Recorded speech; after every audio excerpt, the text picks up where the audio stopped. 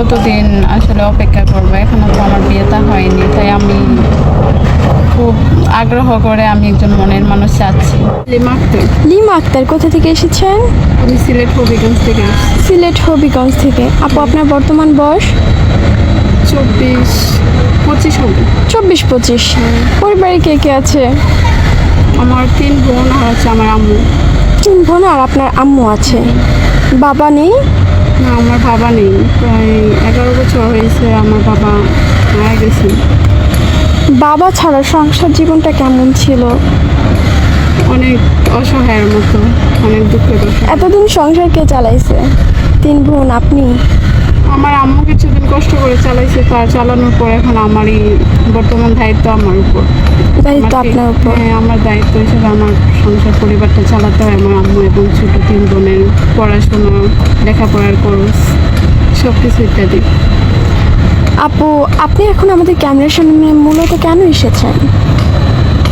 মূলত আমার বয়স তো অনেক হয়েছে, তাই আমি একজন মনের মানুষের জন্য আসলে আপনাদের এই মিডিয়ার সামনে আসছি, যে আমার বাবা নেই এবং কি বড় ভাই নেই, যে দায়িত্ব হিসাবে আমাকে বিয়েটা দিবে ভালো একজন পাত্র দেখে, যে সেই সৌভাগ্য আমার নেই। আসলে বড় একজন ভাই থাকতো তাহলে দায়িত্ব হিসাবে করতো। তাই আমি চাচ্ছি আপনাদেরকে আমার সামনে আসছে, আপনারা যদি একটু হেল্প করতেন তাহলে আমি ভালো হতো। আপু, কেমন মনের মানুষ চান যাকে স্বামী হিসেবে গ্রহণ করবেন? তার বয়স কেমন হতে হবে? দেখতে কেমন হবে সে? বয়সটা যেমনই হোক, অনেক বড় মাপের বড় মনে একজন মানুষ চাচ্ছি। মনটা বড় থাকবে, বিশাল থাকবে। হ্যাঁ, বিশাল থাকবে, বড় থাকবে। সে আমাকে আগলে রাখবে, অনেক স্নেহ করবে, স্ত্রী সম্মান মর্যাদা দিবে, এতটুকুই আমি চাই।